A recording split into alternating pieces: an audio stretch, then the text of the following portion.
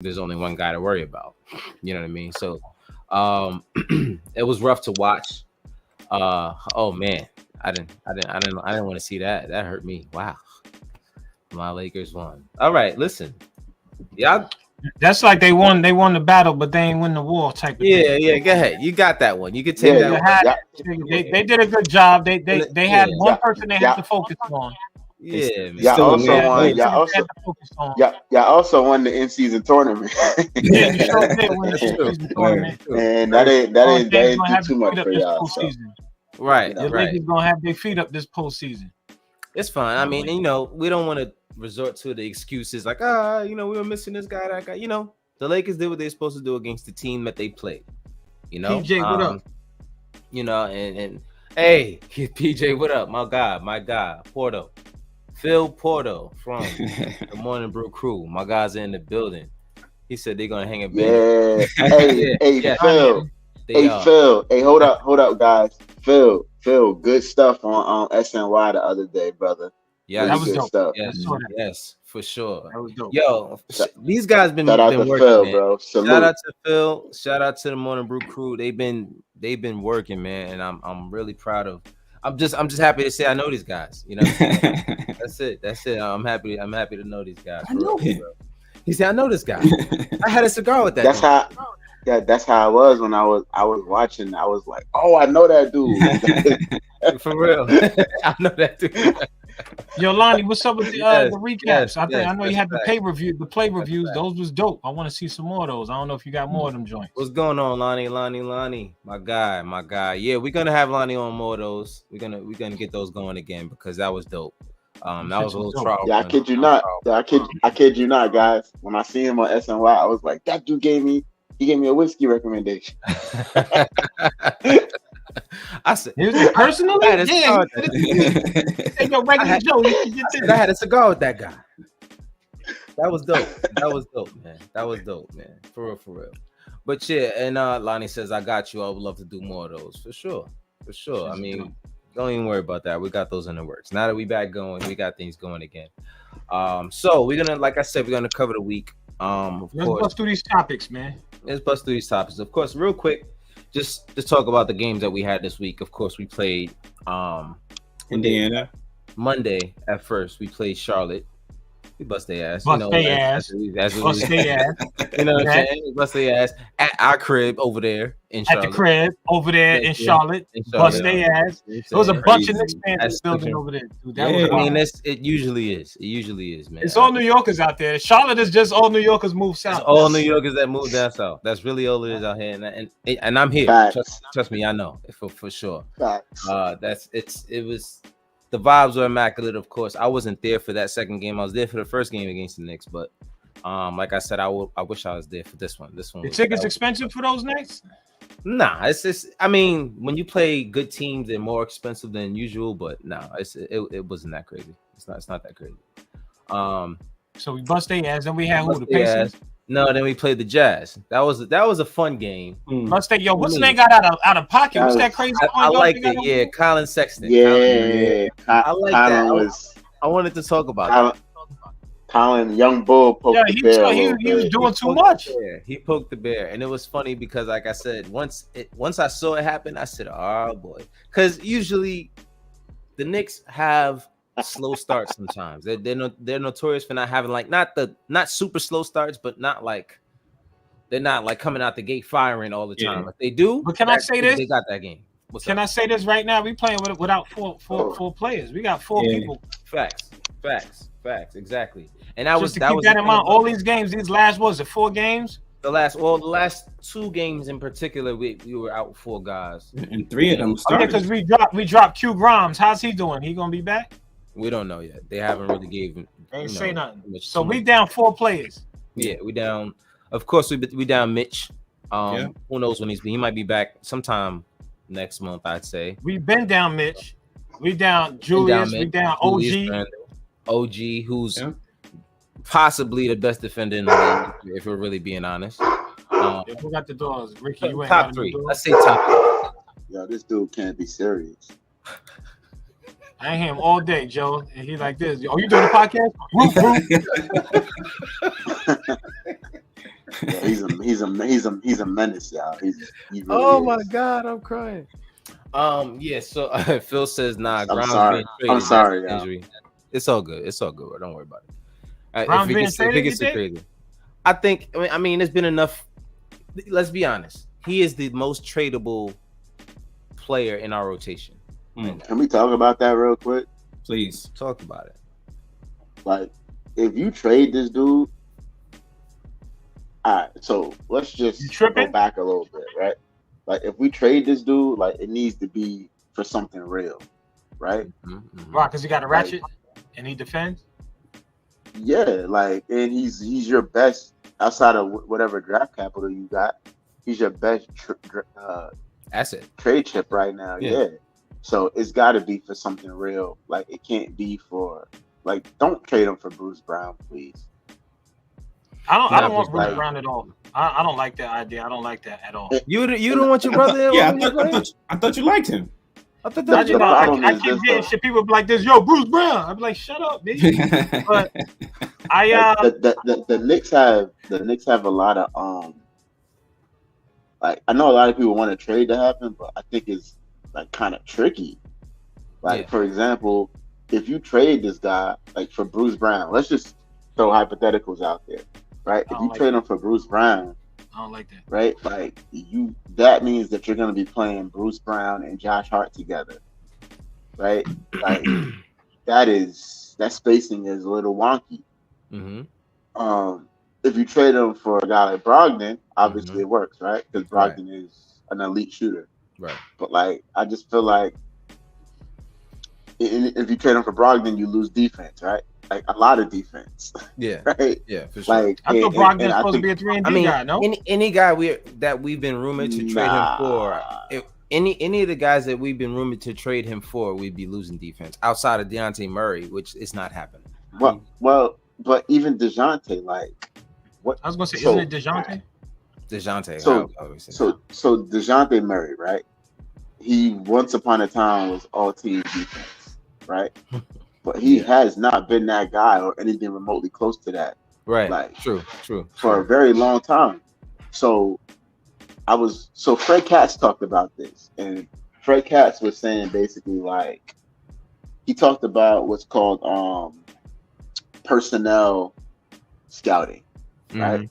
And basically, personnel scouting is nothing like the regular scouting that we're used to, right? Like, your personnel scout's not going to games or like watching players or anything like that. Like, the personnel scout is more like an investigative job. Right. So his job is to go around and talk to people who are close to DeJounte, talk to people who know things about DeJounte. And the number one thing that the Knicks are going to try to probably figure out with DeJounte is, okay, this guy was an all-team defense. His defense is falling off a cliff. Why has it fallen off a cliff? Right? Is it because he got paid? Is it because he's taking on a more offensive load? So, he's kind of taking off that end of the floor. Is it because he can't defend like that anymore? Like, those are questions that the Knicks are going to have to get answered before they make a trade for him. And I don't know, bro. Like, I feel like if you're not getting all defense DeJounte Murray coming back in the trade, then I don't know if it's worth it. My concern with the DeJounte Murray move is number one is the cost more than anything. If we even would have enough from what they're looking for and from what it sounds like, there are suitors out there that probably would have more or better packages than what we have outside of Grimes and a bunch of firsts. You know what I'm saying? Are we willing to give that up? Is that what we've been waiting for? Right. Another thing with Grimes is, to me, you held him out of the Donovan Mitchell trade, and that was the holdup. Yeah. So now to let him go for, basically the names that we've been hearing, none of those names add up to, even including DeJounte Murray, none of those names add up to Donovan Mitchell, right? So now we're at a point where his value has dropped to now he's coming off the bench now. He's not even a starter. You know what I'm saying? So Now that's what we have to trade him for. Like it's looking like a second unit guy. So okay, cool. The guys that we're looking at, we're talking about Jordan Clarkson, you're talking about Malcolm Brogdon. You're gonna get offense and you're gonna lose defense. You gotta own up to that, and that's cool. Whatever. Like at this point, we're not gonna find Emmanuel quickly, and we have to be okay with that, guys. Like that's very true. We're not gonna find them. He's not out there. Emmanuel quickly is not out there, and gonna want. He's one of one. Yes, he's one of one. That's it. So quickly's gone. The guys that are out there, unfortunately, are guys that we're gonna have to give me one, whether it's gonna be a lot of offense. And the problem right now hasn't been scoring per se. It's just where the shots are gonna come from. You know what I'm saying? Like to me, I'm more worried about shot creation than just points all around. You know what I'm saying? Because these guys can score. You know, they find, you know, if they move the ball enough, they can find a way to score. But if you find that right team, kind of like last night, like he got something to say about it, apparently. He's saying facts. That's what he's saying. I promise you. I swear he's saying facts. I'm Dr. Doolittle over here. I guarantee that's what he said. I'm gonna just mute this for a minute. Yeah. But anyway, what I'm saying is the guys that are out there, whether it's, you know, I don't personally see DeJounte Murray happening. Personally, I don't think that the Hawks want Grimes, Fournier, and a bunch of firsts. I don't think that's like what they would be waiting out for. If they had no other option, if he forced a trade, then that's something different. But I don't feel like that's the situation over there right now. But Clarkson, Brogdon, I'm more of a Brogdon guy. Not that I think Brogdon's the answer. You know what I'm saying? But he also did beat out. I don't like Brogdon for Grom. Beat out quickly for the 6 man. Yeah, he did beat out quickly for 6 man of the year last year. So I mean, he is that was cap. That was cap. Whether it's cap or not, he was in the running. He was in the running, which means he's a really good 6 man. I mean, Clarkson as well. He also 6 man a year. Doesn't he have one or two of those? Clarkson got a couple, or at least one. He lead the bench. He lead bench scorers in points this year. He averaged like almost 20 a game off the bench. Right. I mean, Clarkson's excellent. Man, I mean, like I said, I like Clarkson, but he's a little bit too ISO-y for me. You know what I'm saying? I don't know if we want. Nah, bro, that's what you need though. In the playoffs? Yeah, no. You do need that. You need the shot creation, but when the rubber hits the road, you need a guy that's a bucket, bro. But we don't need Jordan Poole kind of thing going on. But he's not Jordan Poole though. Jordan Poole is the most unserious player in the NBA. He's not. Bro. I mean, yeah, that's a terrible comparison because he just doesn't care. He just truly doesn't care. But I don't know. That's just me. I gave my spiel. Let me know how y'all feel. Talk to me. Jordan Poole got punched and lost his scruples, bro. I don't think the punch was it, bro. I think we're seeing Jordan Poole. We're seeing who Jordan Poole is, and I think that's why they traded him right after they paid him. Personally, I think that's just RBL. Nobody wants Fournier, but everybody wants a $19 million expiring contract. Yes. But can I ask you guys something? Here's how I feel. Looking at how good the Knicks have been doing this, even with the guys that's missing, do we actually need a trade? Is that? I mean, I think because everybody's speculating that for the playoffs. That's a fair question. I think for the playoffs, you're saying you need more, but we're doing really well. This is my problem. This is my problem. Go ahead, Kat. This is my problem. Kat.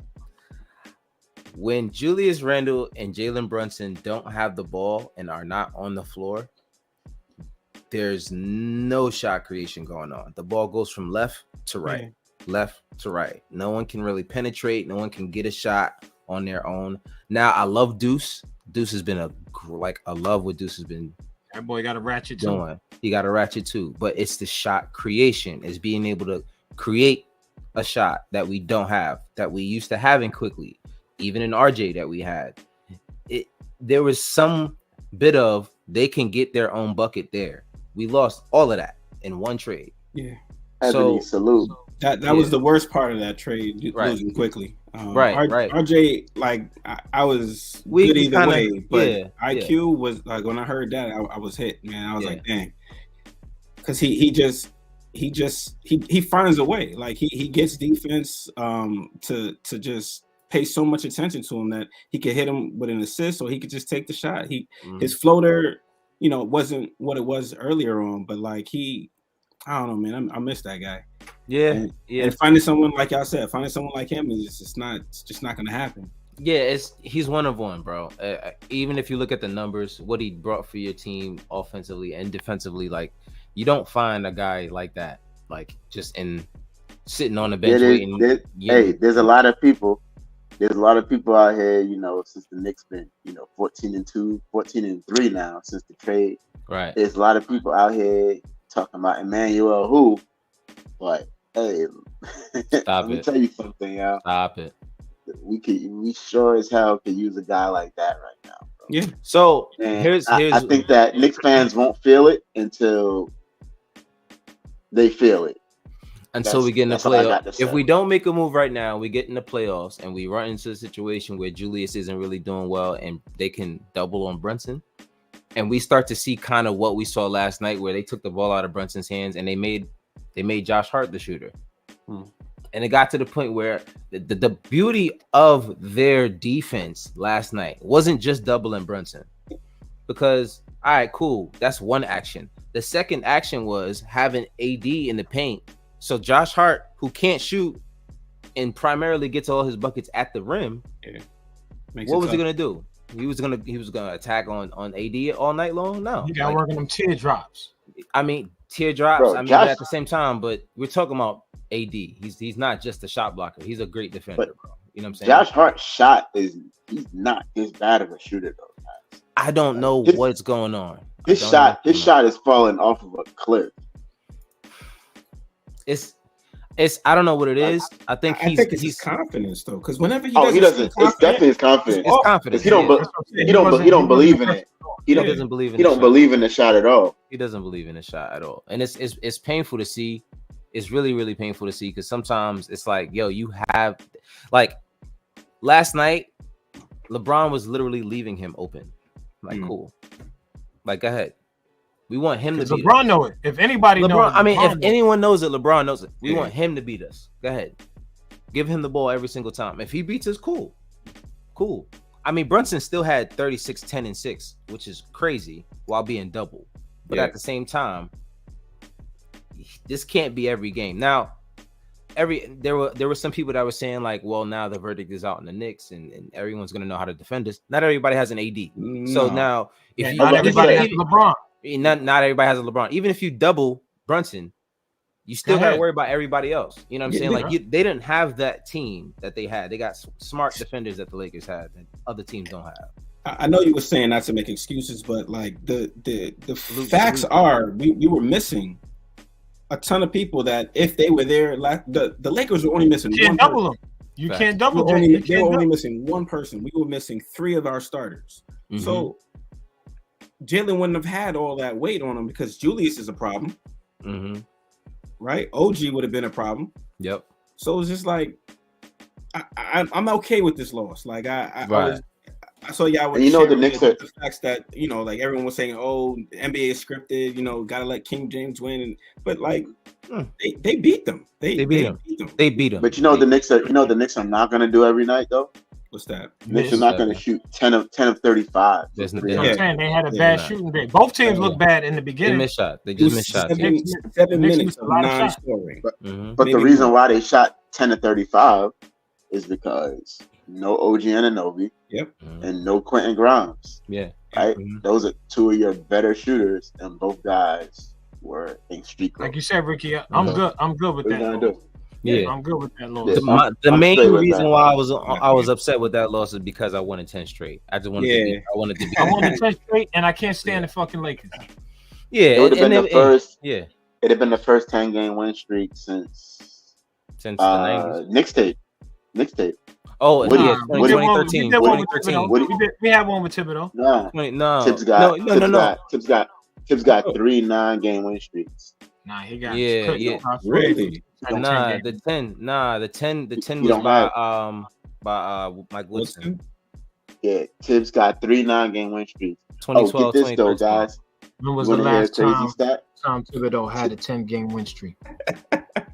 Tibbs is the first.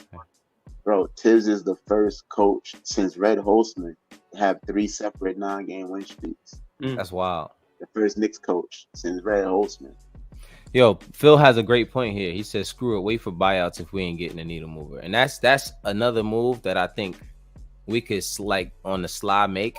Yeah, like Lowry's a move. Lowry's a move. I'd pick him up. Like now he's not an answer, but I'd pick Lowry up for the Knicks, bro. Can't stand that guy. Whether you can't stand him or not, bro, he's a guy that you want on your team in the playoffs. You saw what he did to us last year. Yeah, probably. You saw what he did to us last year in the playoffs just by being there. He didn't even look at his numbers. His numbers were shit. Yeah. But I mean, just by him being there, his presence and knowing how to get into people's skin. And like, listen, I'm telling you, if you can pick him up off waivers, like real quick, not waivers or whatever else, just pick him up, like without really spending nothing but a little bit of cash for that dude.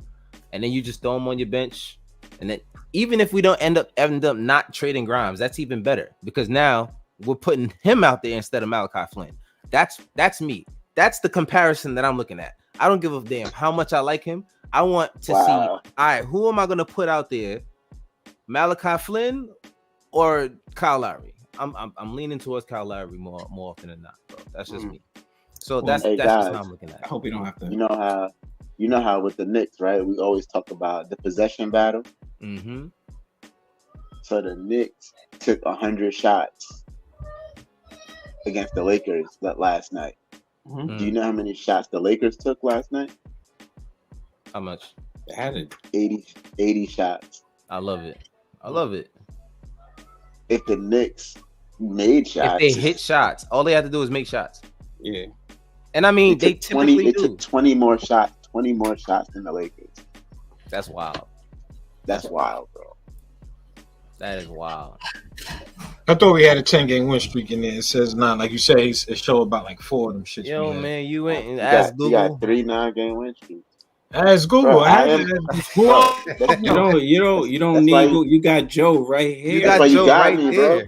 That's why you got me, bro. Yo, how do you think Joe got here? If he say it, I'm rocking with How did Joe get here? He a whiz with numbers.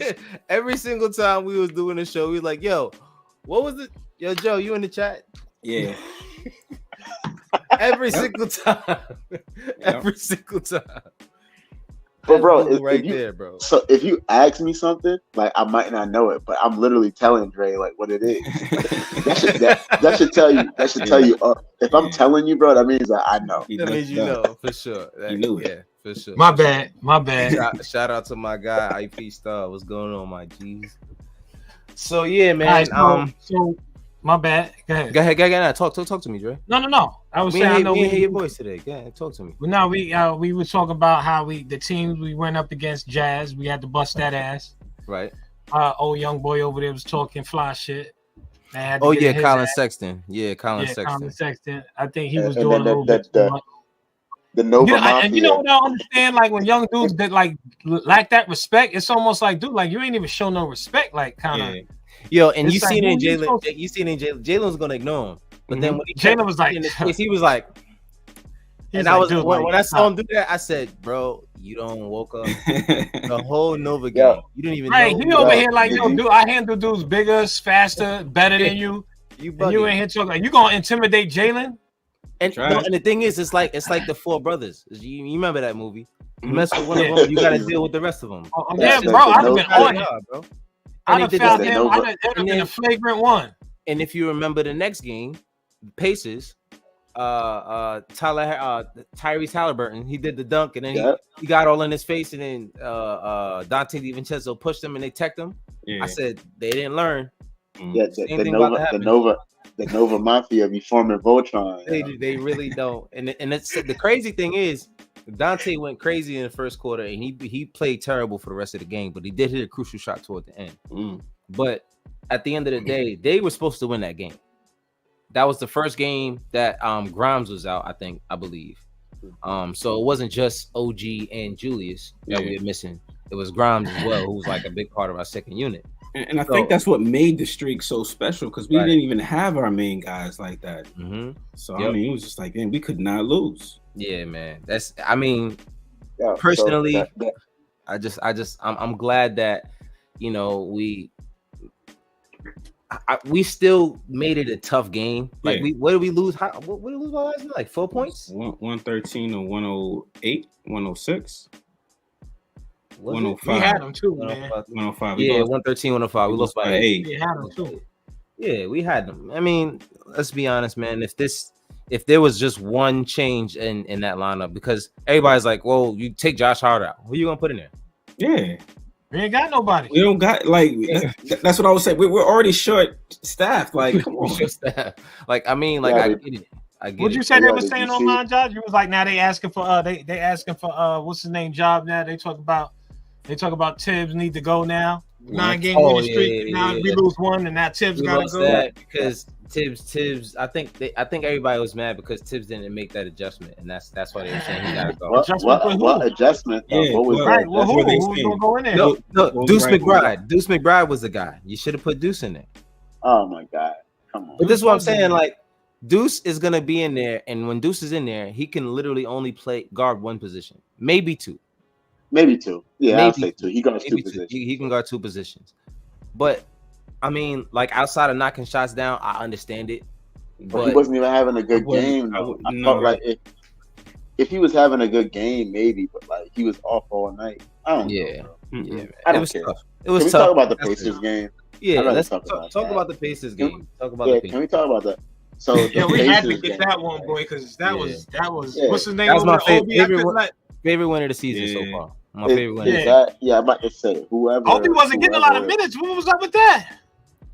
He got some crucial minutes down the stretch because he did hit that open three, which was, you know what I mean, everybody was like, Obi played 22 minutes. He was 4 of 10 from the field, 2 of 2 from 3, 2 of 2 from the line. Wasn't he getting something like that with the Knicks? How many was he was getting 20, 15 minutes? He's never playing 22 minutes. Blocks. Yeah, Tom Thibodeau was not playing him no 22 minutes over here. Yeah, he wasn't playing 22 minutes. He was not getting 22 nothing over here. Maybe Julius was out. Yeah, maybe when Julius was 22. Out. Yeah, that would meant Julius was playing 26. That wasn't gonna happen. You know he wasn't having that. He was like, "We up 20. Julius, get in there." I do actually want to shout out that, you know, because I was looking at the stats of that game, and Precious Achiuwa had the most minutes. Achiuwa? I was gonna say Achiuwa. Achiuwa. However, bro, come on, man. Bless you. Come on, thank you. Bless you. Achiuwa. Bless you. We call him the big sneeze around here, bro. Call him the big sneeze. They're gonna call him. I feel awkward calling him Precious, but bro, whatever. That's his name, bro. I get it. That's his name. If that wasn't his name, I'd be like, you know, stop it.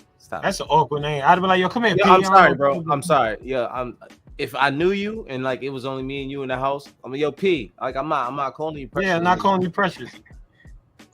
Yeah. Yo, P. I'm sorry, bro. I can't do it. Just in case anybody hears me. Yo, Presh. Come here. Yo, Presh. Yeah, that's crazy. Anyway, shout out to P, my boy. Big Sneeze. Shout out to the Big Sneeze. The Big Sneeze, man. Coming back home because he is also he's not from obviously he's from Africa, but so you said what was your favorite part? So your favorite part was of the Pacers game. What was your favorite part of that game? My favorite part of the Pacers game? Yeah. I mean, my favorite part was the entire game because the refs was ass that game. They were ass, and we had to grind that whole entire game out. In the fourth quarter, when he put Jalen back in, because he sat Jalen for like the first few minutes because he knew he was gonna have to play him for the rest of the game, and it was a run that Jalen went on that was just crazy, and I was just like, yo, this dude is special, man. Like watching him play and do this kind of shit every single night is ridiculous. Whether he's having a good night or not, when the lights is on and it's time for clutch moments, he does that all the time, bro. That's just what he does. This is what he does. But I can't think of it of this exact moment. I know I got so many, bro. That's what I'm saying. It's moments, like, you know what I mean. Go ahead. Like, yo, the Precious block on one end He had the block on one end. I can't remember who it was. He had the block on one end, and then he ran down and got the tip in. Oh yeah. Yep. That play. And that was that moment where he was yelling. Him and Hartenstein, they look like psychos. I'd be like, bro, calm down, bro. It was a hype moment though, because he worked for it. That was good. Bro, I honestly, I was acting a fool, bro. I forgot I was a grown. I forgot I was a grown man, bro. I was acting a fool that game. Because it was also as that was the game that Jalen was announced as a All-Star reserve. Yeah. Shout out to Jalen for his first All-Star selection. But it's playing on my TV right now, on my laptop right now. Oddly enough, that's crazy. It was just. You laugh too stupid. Jay stupid. It was a special game, bro, and it felt crazy because there was a lot of plays like that. The obvious play with what's his name, Nemhard.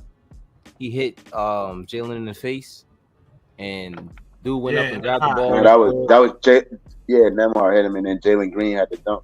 Jalen Smith. Jalen Smith had the dunk. Jalen Smith, my fault. So I was like, bro, like, how did y'all not see that? Like, what game were y'all watching? Like, there was so many times in that game, like, when he fouled out Neesmith and he started yelling at the crowd, like, I was like, yo, I was yelling in the house, bro. I was yelling. That was definitely probably one of my second favorite part. Yeah. You want to know why? I'm gonna tell you why though.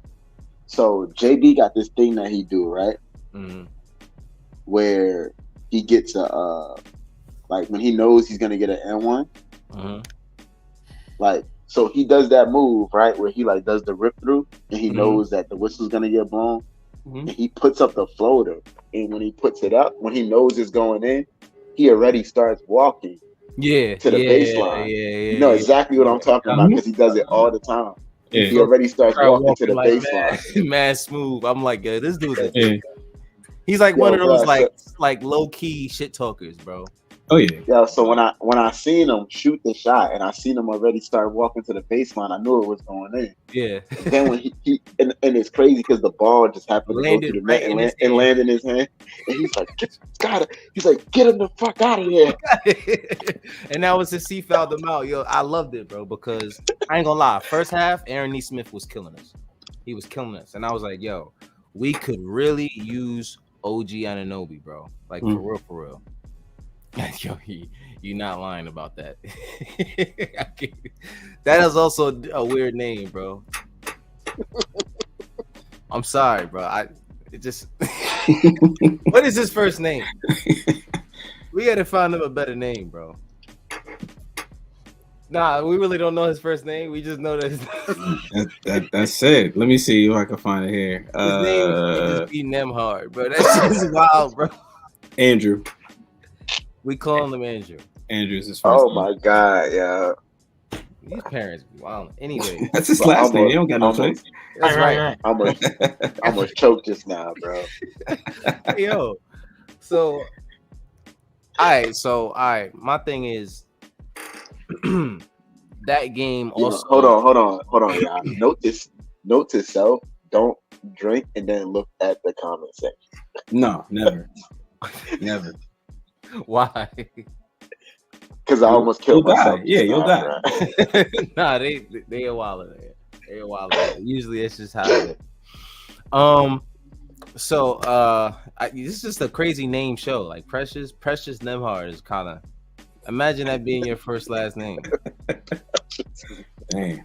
Precious Nemhard. That's a complete sentence. Chill. He said Precious and Nemhard. Precious and Nemhard. Hey, yo. Like what? Precious and Nemhard. What are we doing? Oh my god. All right. Anyway, like I said, that game, I don't even know, bro. Like, I don't know. That they just got a lot of weird names on that team in general. They got a lot of weird names. Because Halliburton is not just your normal name either. No.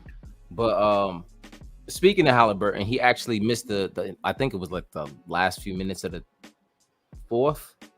No, last Nah, few the entire third, fourth. the entire fourth, and the last few minutes of the third, because his hamstring injury, and he's trying to play 65 games so that he's still eligible to be MVP candidate. Which is like, bro, like if you got to miss games, just miss games personally, because it's like you're not gonna get the MVP. He want to play, man. You're not getting MVP. Not just that, any award though, bro. Like all team NBA, like all of that stuff is on the line. It's not just MVP. Oh, so. it's not. It's all of them. Okay, it makes sense. It makes sense. You know, I mean, NBA, all team defense, any of that stuff, like any individual award, bro.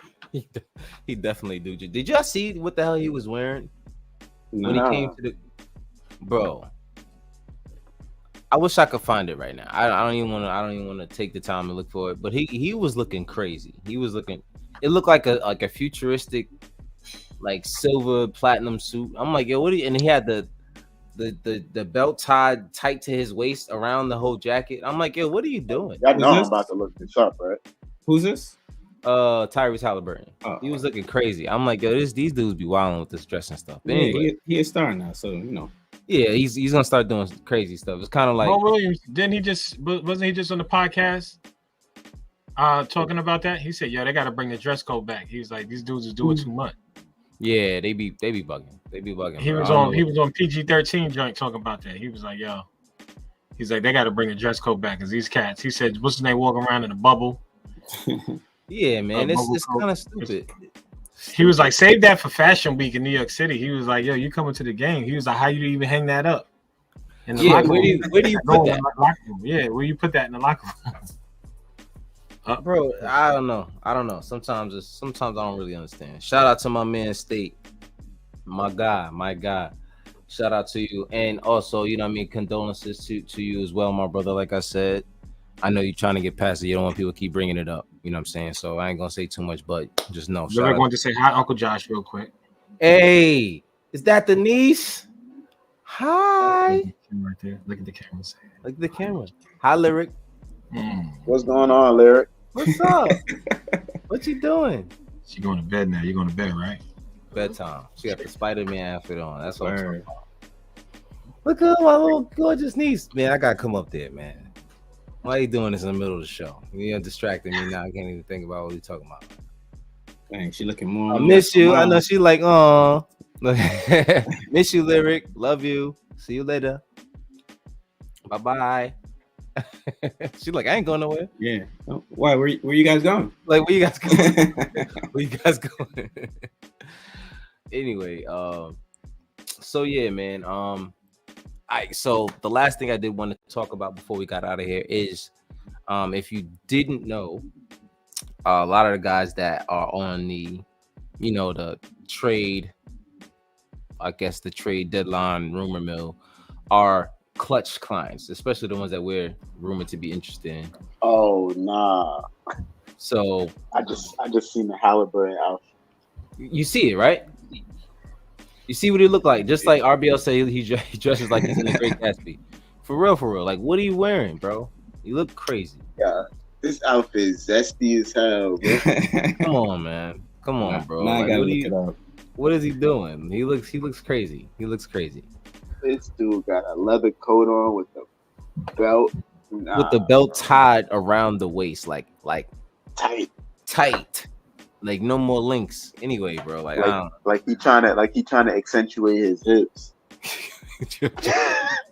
Yo, now that I think about it, that's exactly how a woman would tie around her jacket. Like exactly that way, bro. To give herself a shape. Is that what he's trying to do? I don't know. The whole suit looked crazy because he had the broad shoulders on it and all of that. It started to look like a whole outfit, like some futuristic shit. But anyway, like I said, DeJounte Murray, I believe Malcolm Brogdon did as well.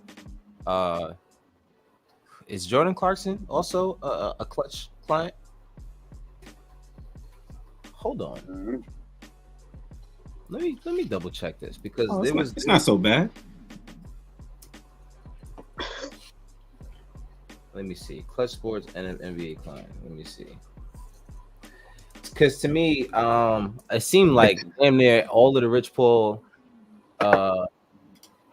Everybody's with Rich Paul that they're interested in. Yeah, everybody they're interested in is in, like, I mean, like, of course Zach LaVine, clearly, and he was it was Jordan crazy. Clarkson is clutch. Jordan Clarkson is clutch. I believe Malcolm Brogdon also is clutch. Is that the truth? Let me see. It's not saying it on this article here. Let me see. Where's the list? Come on. Halliburton can't dress for shit. I'm looking at all his outfits. He's like the worst.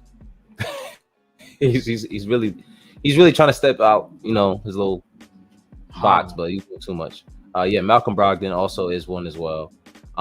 So we had to talk to them, and eventually, I don't know if anyone knows, but supposedly, I might be wrong, but I believe Rich Paul used to work for CAA. Is that the truth, Joe? I think Rich Paul worked for CAA, and he left and made his own agency or whatever. Yeah, and then I think LeBron was his first, I guess, guy, something like that. Something like that, I believe. And then the rumor is that supposedly, allegedly, I don't know how true this is, but allegedly, the guys at CAA, like Leon and some of those guys, we don't know if it was Leon, but we're just saying CAA guys were saying things about him, saying that he wasn't really a great agent to certain people, to certain clients. Like, he's not really a good agent. After LeBron, he'll be out of here, stuff like that. So rightfully so, Rich Paul didn't want any of his clients going to New York when he signed here. So so what happened now? Like, what's the what? Like, how did that like really end? Is there like a reason that happened? With do you know? Do we know for sure, or we don't know why? Is there a reason why? What happened? Why he left? No. Why he? I'm sorry. Maybe I'm jumping ahead. Like, how it happened that would he hate World Wide West or one of these guys, or just something happened in New York? Like, no, like I said, what happened was he used to work for that agency.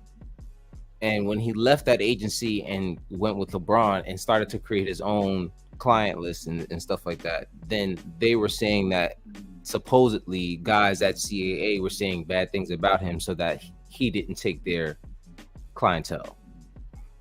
And he got wind about that and didn't want any of his clients to ever go deal with CAA. And, CAA has, clearly our whole front office is CAA and everyone else. So rightfully so, he didn't want any of his guys to go to New York. And if you remember last year and this year when we were talking about Zach LaVine, he said, or his client, Rich Paul came out and said, we don't want him going to New York. We don't want him dealing with that. So with all of these guys, DeJounte Murray, Malcolm Brogdon, Jordan Clarkson, all of these guys being clutch. If you want to make your team better before the deadline, you got to talk to these guys. You got to talk to Rich Paul. Like, you have to go through Rich Paul to get to all of these guys. So supposedly, I think Friday before the game versus LA, while they were in town, I guess they had a nice little sit down, and then they got past whatever they, beef that they had previously. So now we can move forward into having some talks about some of these guys. So we'll see prior to the deadline, which is on Thursday, what new rumors come out. The rumor mill starts to go crazy on Mondays. We'll see what happens tomorrow. What conversations I had, but we'll see. Hopefully there's something that we can do to, I know there's people who believe that we shouldn't make a move, but I'm more along that we kind of need some shot creation there. We need something, outside of, especially we don't know how Julius might be out the entire month. You know what I'm saying? Yeah. So we don't want to put all that pressure on Brunson, and then he breaks down by the time Julius even comes back. That's my biggest fear. It's not just him, but like the team in general, right? Like, right. All those guys last night played a lot of minutes. Minutes, Precious 43 minutes the other night. Like, come on, like, he doesn't play these. Brunson 45. Yeah, just wow. And what's the name would have played more if he wasn't in foul trouble. Hartenstein, and the dude just came back from an Achilles, so it's right. Oh, it's scary, bro. Yep. And that's the other thing. Like, you're missing big men So now, do you go get shot creation from in the guard play, or do you go get a big that can score or a wing that can score? Nah, You know what I'm it's still the guards. To me, it's still a guard. I think so. I think we're still. I won't say I like what we have up front. What we have up front will get us what we need, right? Right. Like Jericho will be serviceable. He's actually Taj again too. So right, we always got Taj. I'm on record. Calling Jericho trash. I apologize. He played really good ball. Yeah, I thought he was always pretty good. Jericho, I never thought he was great.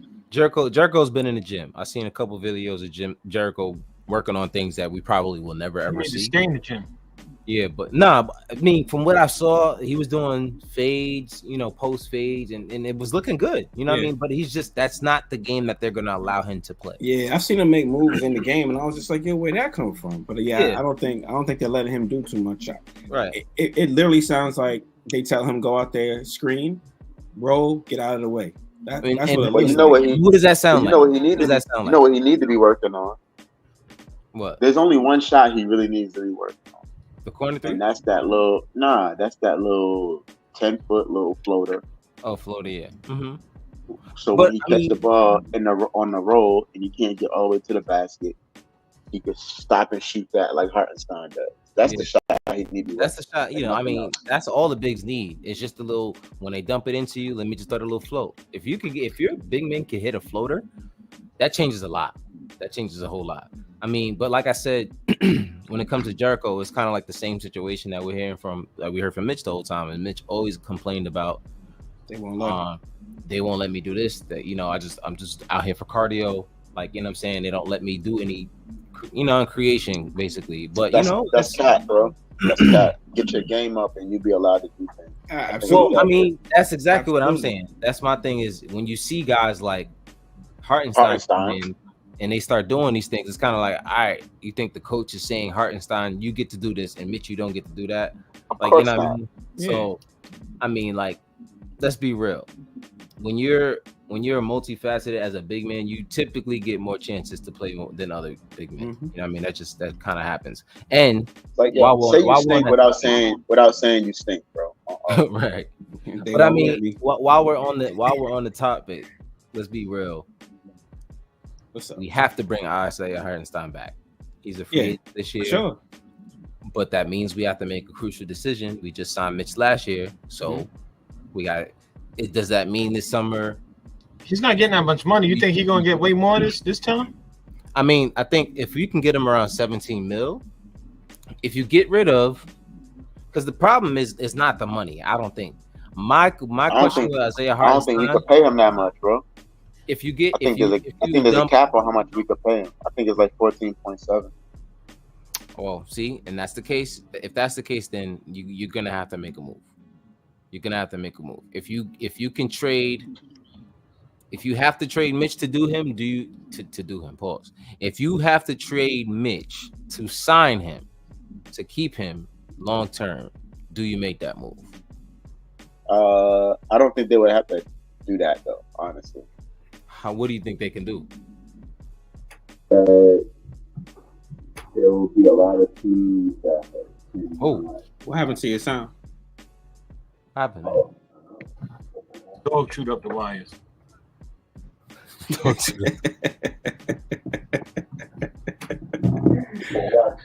First thing you went to.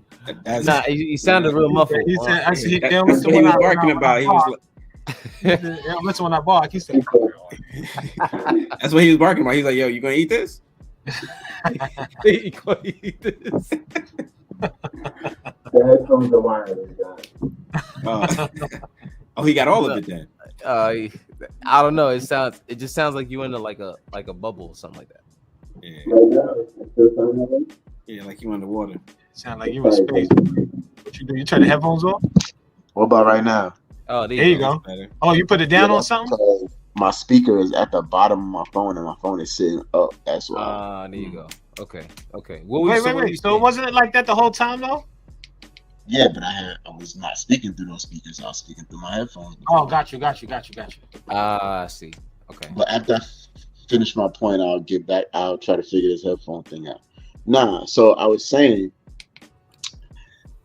you got to look at. I think that one thing that the Knicks are gonna have to look at when they start like strategizing for this summer is how many teams have cap space, and how many teams need a center. Right. And then they need to kind of figure it out from there, because that's going to determine whether or not somebody's going to be looking to pay him big money or not, right? Fact. On top of that, like most people don't want to allocate too much money towards the center position. Right. So unless they absolutely need a center. Exactly. So I think that I think there's a good chance that that $14-15 million range, we could bring him back on that. That's basically the that's what I was trying to get with my point. Well, my thing is if there's a team out there who sees Hartenstein and understands that the Knicks don't have the money to sign him to the money that they can sign him to, like you get to the point where it's like, I mean, Hartenstein can easily get 20 mil somewhere. Now you put it in Hartenstein's hands and say, hey, we're gonna give you 20. I mean, we're gonna give you 14.5, right? Because that's all we can give you. Or do you take the 20 million from whatever? I mean, any team that has 20 million to allocate towards a big man, when he take that, especially if it's a good team. But that's my worry. My worry is, does Hartenstein want to be here that much that he can take that much of a pay cut? I think that's the real question. Yeah, because I think we can figure out how to pay, but will he want to stay here versus taking the money elsewhere? I think anybody be willing to stay if they want to prioritize winning. If he feels like we're gonna win, right, I think he'll want to stay. Yeah, because I think he knows, like anybody else knows, that Mitch is always injured. Right. He's gonna get that time. That's true. That's true. That's very true. I mean, you know, that was like my only worry is just, you know, what do we do in the off season? I do feel like at some point, if I'm back, boys, I'm back. You sound better. You sound better. But I mean, if at some point, if you do want to make a move for a star, especially if that star is someone like an Embiid who's actually hurt right now, it's so scary to have that conversation, because as much as you would want an Embiid, like, this is once again what you get with Embiid. This guy's making me nervous, guys. I'm not gonna lie. You know what I'm saying? Like, this is what you get with Embiid, bro. The idea of a trade for him makes me incredibly nervous. Is that what they're talking about? It's been, I mean, he's a CAA client. He's been not anymore. He's been but like this was like the so you're right. Like, this has been a thing for a while, but like this time it was real. I'm just like, okay, bro. And like, enough is enough. You know what I mean? Like, you can't do this every single year, brother. Why not? Why not? I mean, it makes good conversation. Knicks always got their eye on somebody they're never gonna get. So, you know, it's always good to bring up. I think the thing with him is more about the fact that Leon Rose was his actual agent before, and his contract is ending, and Leon Rose has a team, and Leon Rose has the pieces to trade for a guy like that at the big man position. So that's why it's scary when you want to have these conversations, because now I'm like, well, how much do they really want Embiid? Do they still want Embiid that much after this? You know what I'm saying? Like, and talent is talent. Yeah, they're gonna give him an off season to get better as well, and you know, even though, you know, whatever it is happens. So now you got to have a kind of similar situation to like Amari. When Amari came in after the injury, you pay him all of that money. He comes in, you sign him, and then like you got to deal with the injuries for like the entirety of his Knicks tenure. Yeah. But Amari wasn't in his 30s.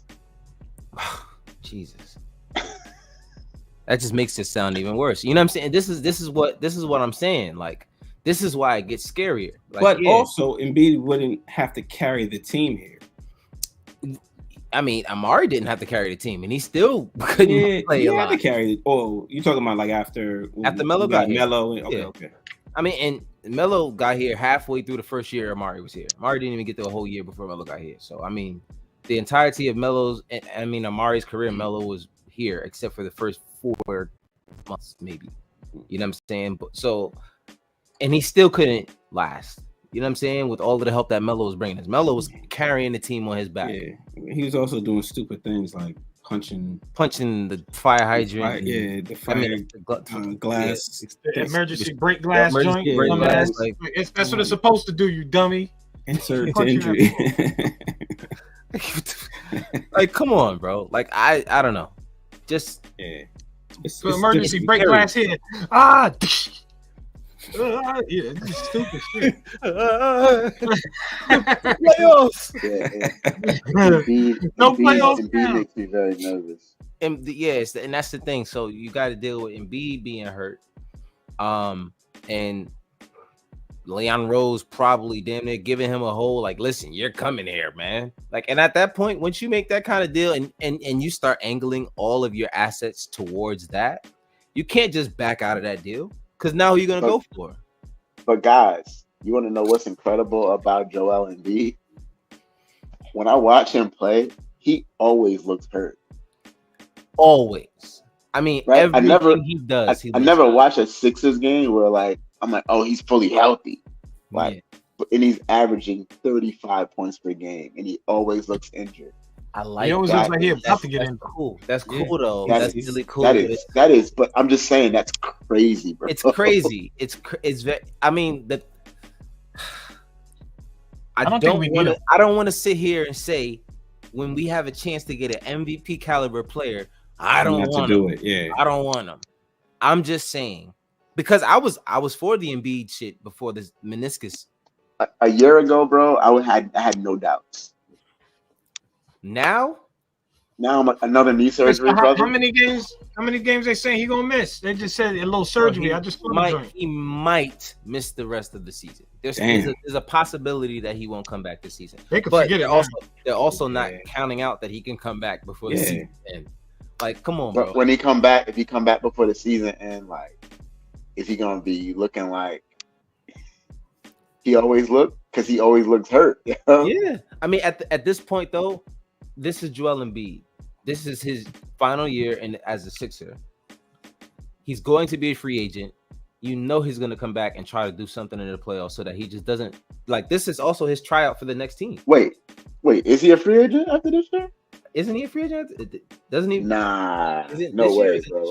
I was gonna say I haven't heard that. Hold on, bro. Now you're gonna have me look.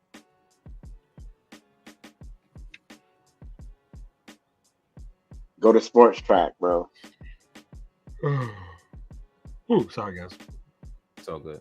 Don't you worry about it. Yeah, Steph had 60 the other night in the L. Let's see. Why everybody that scores 60 lose? Yo, it just seems like it don't even matter no more. Like, go ahead, you can score. I'm bugging. I'm so wrong. Did he just? Yeah, because he signed an extension like either last year or the year before. Okay, so that's what it was. I'm tripping. I'm so tripping. But like I said, it's at the point now where they're starting to talk about trading him every season. Like it's not like, all right. Would you take at this point? But are they actually talking about? I never heard Philly talk about trading him though. I just hear his name and rumors. Yeah, but and mostly connected to the Knicks. No, now my thought is as the Sixers front office, what do you do? Like, all right, how many years are we gonna go with Joel Embiid being our best player and he's hurt before his value dips below what it is already right now? You know what I'm saying? Which is, he's still an MVP caliber player, but is he going to continue to stay hurt and be an MVP caliber player? Like, can we really count on that? I don't know. Nah, you can't count on it. Like, you never know. I think that's what makes Joe scary, because you just don't know. Yeah, because he's 29 right now, guys. Yeah, he'll be 30 next season. Hold on, y'all. Got a call. He gonna be an old 30. I mean, these guys, they're big guys, so their bodies, they're constantly running around up and down the courts and working out. Like they take that's a what hit. I'm saying. He gonna be an old 30. He came into the league injured too. Like, everything about Joel frightens me. I don't like the idea of having Joel Embiid because of those injuries. Because like the big man, you got the feet, the knees, everything with the legs is always like some torn. I don't think dudes that big is designed to be moving around like they do in the NBA. They should be wearing a brace even when they don't have a problem with their knee. But you know what I mean? It just seems like he's a big dude. I'm surprised that he went this long without an injury. I've been watching the games and I'm like, this dude's still healthy.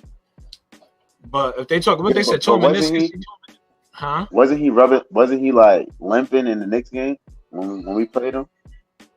I don't remember seeing that. He started like limping around at one point. Like, yo, it's always something wrong with him. That boy. I don't know. That's why when they say get Joel Embiid, I'm like, you got to count that he's not going to be there for at least 20, 25, 30 games in any given season. That's just how it goes. That's spooky to me, bro. Because basically, you bring him here, and all you could do is pray, like, okay, he's ready for the playoffs. Yeah, that's it. But that's what they're saying about when we get Julius back, that's not supposed to be. They say we can breathe because it's not going to be months, but he'll be back in like a few weeks or whatever the case may be. But it's like even if he comes back, is he going to be on like a minutes restriction or something? Are they going to slow him down? Maybe initially, yeah. But guys, here's the thing though. So that's something that we didn't talk about. Like we didn't really get in depth with the Julius thing. So Julius comes back, right? So you're talking about a dude who hurt his right shoulder severely, obviously, right? Enough to where he's going to be out for a long time. The way Julius plays, similar to the way Jalen Brunson plays, like that front shoulder, bro, like that right shoulder is a weapon. Yeah. So now you're telling me that are we getting back the same guy who was like a battering ram and just bashing guys with that right shoulder and like creating separation, or are we getting back the jump shooter from the playoffs from last year? Which is that version of Julius I don't want. That's not a good player. Yeah, that's not a good player. It's concerning. It's concerning to me, bro. I'm not gonna lie. Is he gonna feel comfortable lowering that shoulder and doing what he's been doing all year? I mean, if there's one thing I'm gonna be honest about, if there's one guy in the league who would, it's Julius Randle. He's a tough motherfucker. He's tough as fuck. He's a pretty strong dude. He's tough as hell, and you know what I mean. Not just strong, but like tough. Tough, like mentally tough. Like he doesn't care about a lot of I wouldn't say mentally tough, but he's tough. Nah, I think he's mentally tough, bro. If he wasn't, he wouldn't be here. He wouldn't be here if he wasn't. I mean, don't get me wrong. Like he mental fortitude, but not mentally tough. Nah, New York would have ate him alive if he wasn't, bro. Yeah, New York is a little. New York is just a different animal than what a lot of people are used to. So when a lot of people have to deal with, they don't know how to handle it. They don't understand that it's love at the end of the day. You know what I'm saying? Like all these people, like, let's be honest. Have we always been the biggest Julius Randle fans here? Like, not all the time. You know what I'm saying? Like we've been through the thick and the thin of all of the dumb shit that he's done. So when we get to this point, now I'm like, ain't shit Julius can really do to piss me off that much anymore, because we've seen a lot of dumb shit from Julius. And this is the best version of Julius Randle. Absolutely. I haven't seen him better. Yeah, the best version of Julius Randle that I have seen. Joe, Joe, tell whoever that's in the back, like, yo, excuse me. Excuse me, watch out. How you gonna say watch out? Oh, all right, yeah, cool. Because I was just about to be like, yo, like,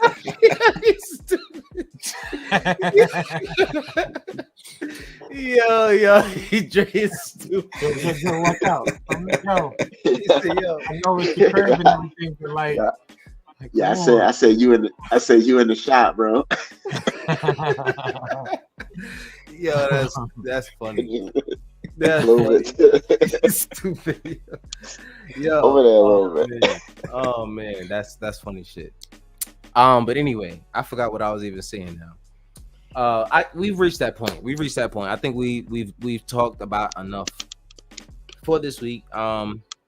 Now let's talk about what's coming up. Let's talk about this next week. We're gonna try to do more weekly shows instead of after every show. Like it got a little crazy. Let's be honest. It's hard to keep up with. But we're gonna try to stick with the weekends if we can. Get one show in for the week and cover all of the games of that given week. And so we're gonna talk about the future games. So on Tuesday we play. Who is it we play on Tuesday? Hold on. I just had it up here. Yeah. The Grizzlies. Grizzlies on Tuesday. That's a dub. Gonna bust that ass. Mavericks on Thursday. We gotta get the Mavericks back because they got one off the game. We getting OG back? All right. Didn't we beat the Mavs last match? No, they beat us. They beat us because remember Tim Hardaway went nuts. Tim Hardaway went nuts, and Kyrie Irving hit that last shot. Yeah, I forgot about that. But the real problem was that Tim Hardaway went nuts. It was really like Kyrie. Kyrie fine. I used to play for y'all. I got to get y'all back. It's been years now, so he a chump. They got to be ready for it. Why he got to keep trying to get us back though? Like let it go, bro. Let it go. At this point, let that shit go and play regular ball. Why are you shooting on L now? You ain't never shot that good. I just want OG back, bro. I know we ain't gonna get Julius back, but if OG is there, I have faith we could beat anybody. I don't know what it is with that dude. He just makes me feel like we could beat whoever the hell we gonna beat that with. Can y'all rate that trade for me? Like, what did y'all think before the trade, and what did y'all think about the trade after? If you rated it at like a C+, I mean, you already know how I felt about RJ, and it's not even that I think RJ is terrible, but when you see what happened when we got this guy, he fits in so perfectly. It was stupid to have RJ as long as we had him. I mean, with somebody like OG and Anunoby out there. I mean, he's just like perfect for that position. I mean, like I said, if we're talking about fit, I mean, there's no question about who's a better fit. You know what I'm saying? Like he fit this team more. Now, if you made that trade 3 years ago, I'm not necessarily sure that it would have fit as much because Jalen being here really made this team really come together because they started to build around him. They brought in Josh Hart, they brought in Dante DiVincenzo. So it made the unit that was just the last infinity stone that you kind of really needed. Like OG was that last piece, but I think it was just at that perfect time. Now, at the same time, when we made the trade, of course, everybody knows I was a big RJ fan, but prior to, I don't know if you remember, we did a show. I forgot when it was. Why was he? I don't understand. But I was saying to y'all in the chat, excuse me, my bad. I was saying to y'all in the chat, and I was like, "Yo, I think it's RJ is gonna be going soon. Like, I'm starting to feel like it's not something's happening. Like, you know what I mean? Like, I kind of felt it. Like, RJ was playing bad, the fit didn't work. Julius and Jalen Brunson was balling, and something was still missing. I said RJ is gonna be gone. He's their most valuable piece at this point. I want you to remember really quick when we got Jalen, I was like the person that's gonna suffer the most as far as the scoring on like who's 1, 2, and 3 was RJ Barrett. Right. I remember feeling that way, and I said it in the podcast because when you could see when they show what Jalen Brunson can do. Mm-hmm. So he was like, I didn't know he was gonna be the one. But now it's clear he's the one. Julius is the 2.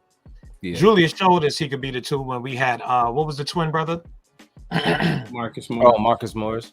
He had Marcus Morris, who was like the 1, and then he was the 2. So I don't think Julius is like a 1. Right. I think Julius is like a 2, probably a 3, depending on who you have. But he's like the 2. Jalen Brunson is the 1, and it was RJ Barrett was the 3 on some nights. Right. Right. He wasn't even a 3 on every night. He was like the 3 some nights, and it was looking like sometimes it looked like quickly was quickly. Yeah, it was quickly. Yeah. That's why everybody. When you listen to any Knicks fan I talk to, everybody's like, yeah, we got rid of RJ. Damn, I ain't want to let go quickly. Yeah, I mean, even me. Yeah, I knew RJ was gonna be gone, but I was like, damn, we didn't have to get rid of quickly with it. Yeah. But at the same time, when you looked at it, they didn't re-sign. They didn't sign him. It was in the car. Yeah, like you kind of knew it was gonna happen. I Like think he knew it too, because even in the post game interviews when they would talk to him, he'd be like, I just want to play the best basketball. Like it's like they let him know, like, yo, we're pulling up on a trade. We exploring some options. You're gonna be in talks for it. So we just want to let you know. And I said it to Joe many a times. I think the most simplest explanation from the front office could have just been, listen, bro, value. Just paid Jalen Brunson $100 million. To pay another, you're worth at least 80 to 90 mil. Let's be real. We're gonna pay 2 point guards that much money. Like, it just doesn't make sense for you to do as a franchise. You know what I mean? Which is exactly why when the Warriors did the same shit when they signed Jordan Poole, they went and traded him like damn near right away. You know what I'm saying? Because especially Cat, when I think the Knicks are kind of looking at Hartenstein like, okay, we need to be able to bring this guy. Because fact of the matter is this, right? There are no other Emmanuel Cookies out there, right? He's one of one. But there are a number of guys, like microwave guys, who could come in off your bench and score a bunch of points, right? You could find that guy. You're probably not going to find a guy that's going to impact the defensive end like Quickly did, but you could find a guy who can come off your bench and score. I think the Knicks are basically hedging their bets like, yo, look, we'll find a guy at some point who could solidify our bench again and come off the bench and go nuts and score some points. We're not going to find a backup center like Isaiah Hartenstein. Right. Just aren't, bro. No. He's arguably not even a backup. We can't lose 2 of those. You're right, Dre. He's probably the starter moving forward for all we know. But, let's be honest. Yeah. Because when you bring Mitch back, do you start him over Hartenstein? No, not this year. At least not this year. Whatever happens next year happens next year. But right now, I think that you gotta start him. You can't have Mitch come off the bench. Nah, bro. I think especially because of the limited minutes anyway. I think the Knicks will have an excuse.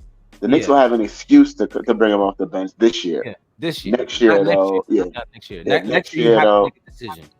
Yeah, you got to make a decision. Exactly. And the thing is, they're best friends. Like, let's be honest. He wouldn't even sweat it neither. They're literally exactly. It's not going to be like There's not going to be like a huge ego involved in this situation. Can you imagine you got Mitch off the bench blocking shots like that? Like, you should be killing him if he's off the bench. Right. Either one of them.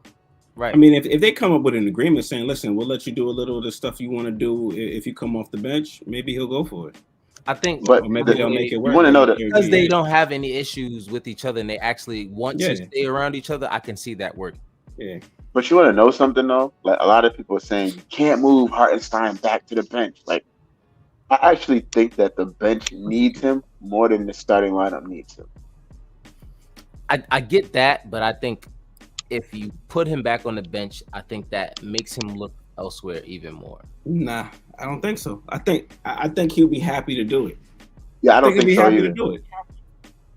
I don't think he's that type of player. I think he loves the culture. I think he loves playing with this team.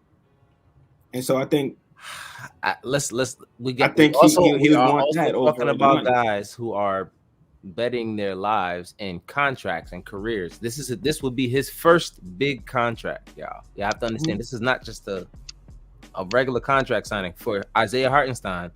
This is his big payday. Yeah, is his big payday. Yeah. What is his contract right now? He makes like 4 or 5 mil.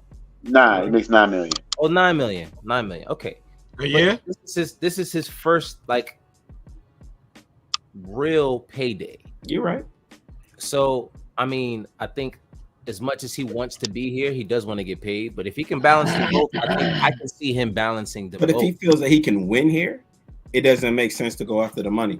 That's what I'm saying. You get bonuses anyway when you win. Especially if you're gonna stay here and not get to play the way you want to play anyway. You know what I'm saying? Like, right.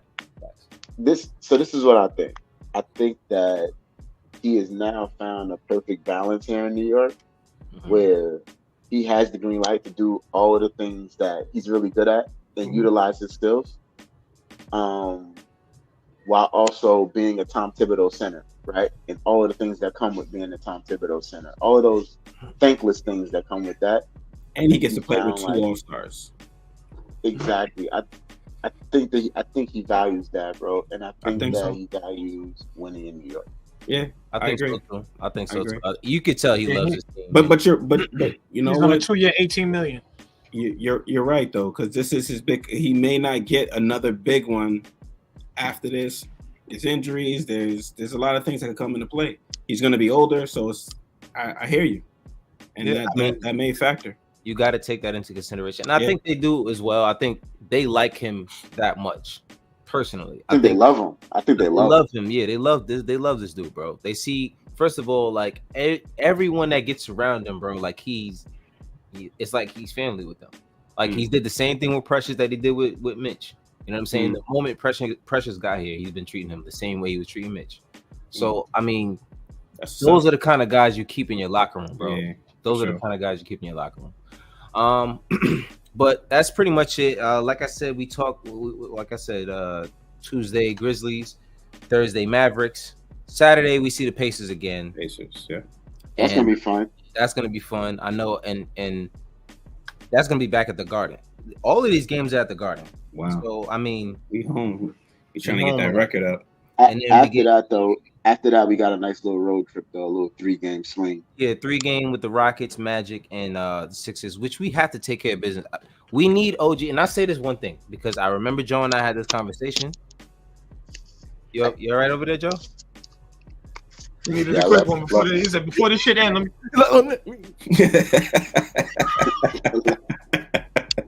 Lost my headphones, bro. Yo, why y'all like this, yo?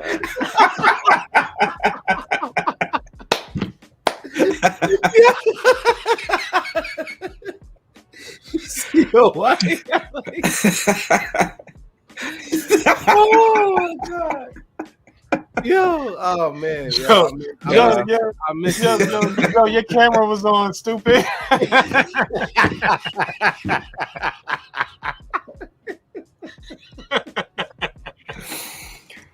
Oh man. No, I'm playing. All right. You gotta pause the camera for a quick second. Yeah, it's like one of them Zoom call shit. Yeah, it was like one of those moments we had a brain lapse. Like, before we go.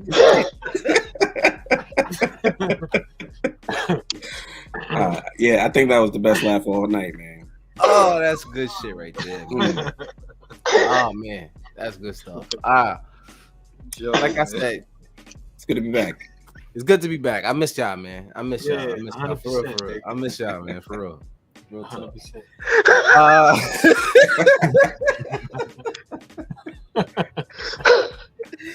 Oh man, so let me just get this point out of here. Be professionals, guys. Yes, what we did speak about prior to. I mean, this could have been a couple months ago. At this point, salute Knicks are nice. Salute. Is the injury history of OG Anunoby, right? And that was something that we did speak about. And how much when he does miss time, he misses time. Like he doesn't just miss a game here or there. Like he's gonna be out for a little while for something. You know what I'm saying? It's just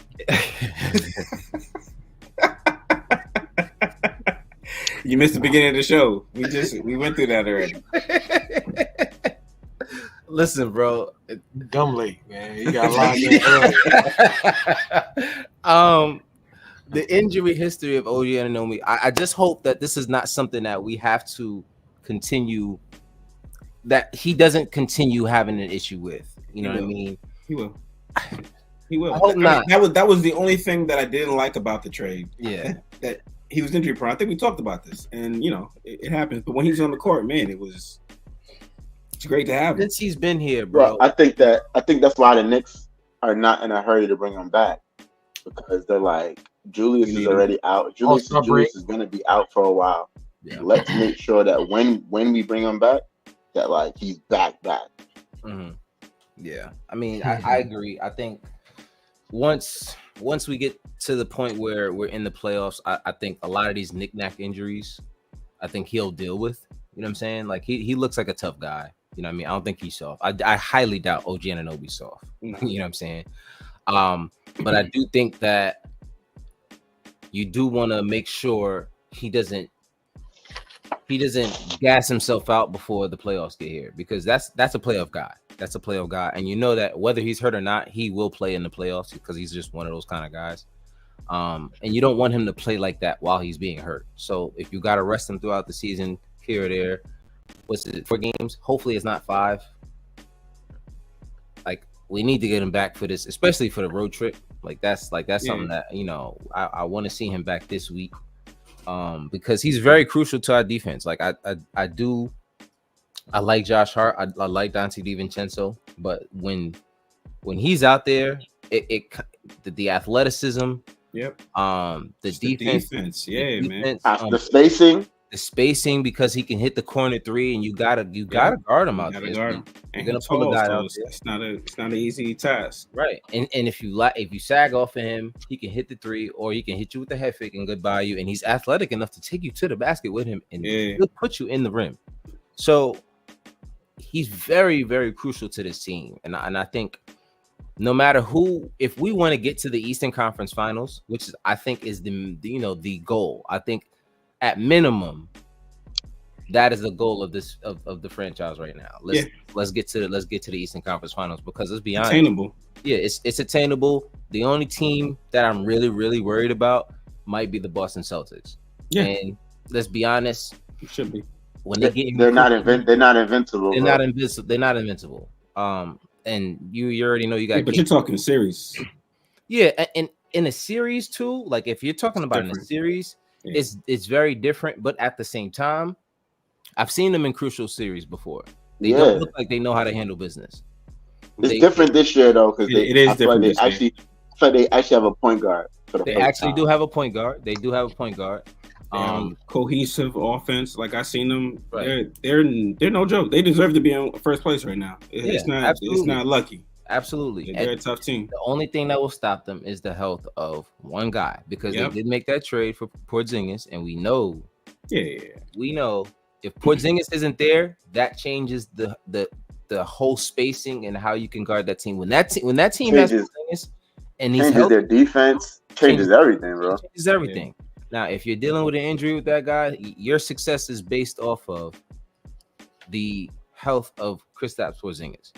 Because as far as I'm concerned, he makes them deadly if he's healthy. He just does. The thing about Boston, where I say like these guys could be had if they're not careful, is they're heavily dependent on a 3-point shot. Yeah, like their literal philosophy. What's the guy's name? Tatum? Nah, not Tatum. Oh, the coach? Joe Mazzulla.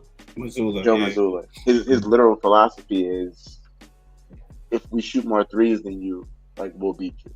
Mm-hmm. Stick with that. So, yeah, and I feel like Tibbs has a coaching advantage against him. It's a talent deficit, but I feel like Tibbs has a coaching advantage against him. Right. Because, like Kendrick Perkins said, if you put Joe Mazzulla's brain in a bird, it'll fly backwards. If you want the bird, you put Joe Mazzulla's brain in a bird, it'll fly backwards. I was crazy. Just like, that is crazy. What the hell, bro?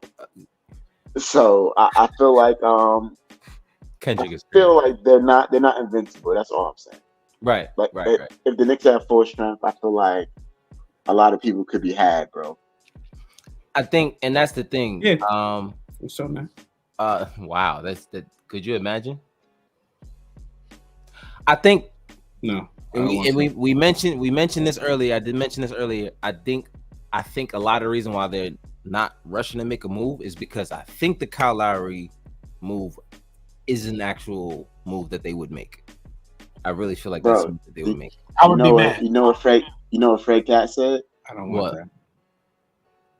Fred Cat said when it comes to like anything, like trades, extensions, stuff like that, he was like, these guys are master procrastinators, like some of the worst procrastinators you'll meet in your life.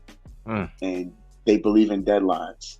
So with that being said, don't be surprised. I mean, it's possible something happens tomorrow, but don't be surprised if nothing happens till like Until 2:59 on like February 8th at 2:59. Don't be surprised. That's all I'm saying.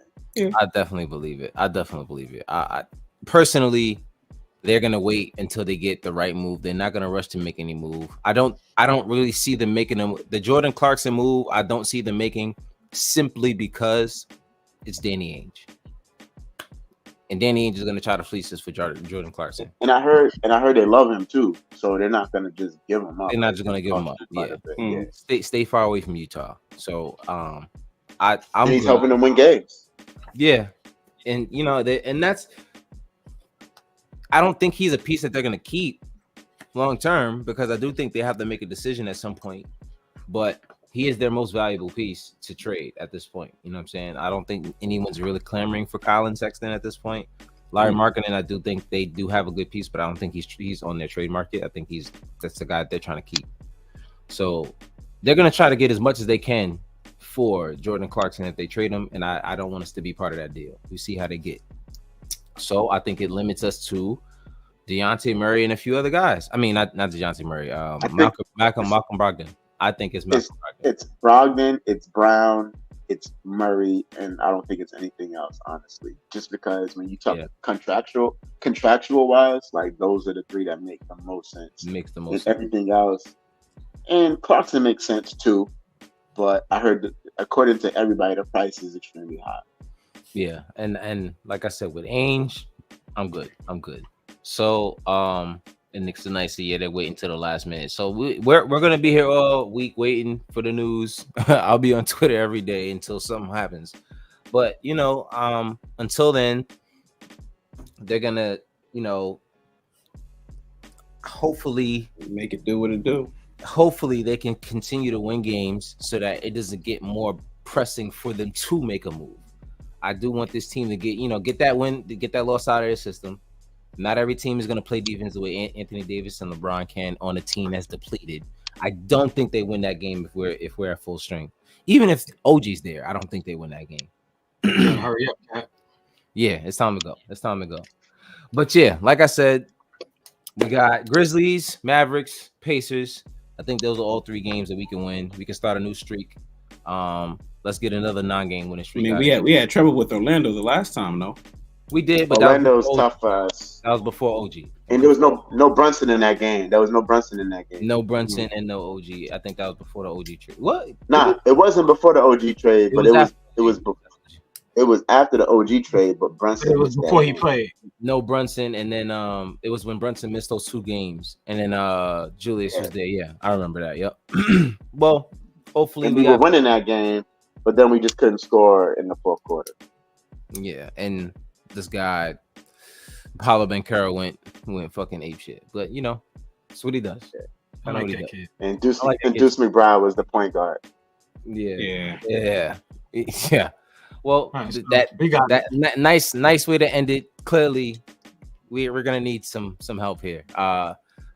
Hopefully, we're in a equally good mood next week. We have a good week, and y'all have a good one. Thank y'all for tuning into the Garden Knicks podcast. I missed y'all, fellas. Good having a nice little session with y'all tonight. Yeah, man, it was great. Yes, sir. It's real love, man. Y'all have a good one. Chat. Peace to the chat. Everybody that was in here, appreciate y'all for coming out. Appreciate y'all for tuning in. We'll be back next week. Until then, y'all have a good one. Peace. And like, comment, and subscribe, please. Thank you. Please. Smash that like button. Look, right on time. Right on time. All right, y'all.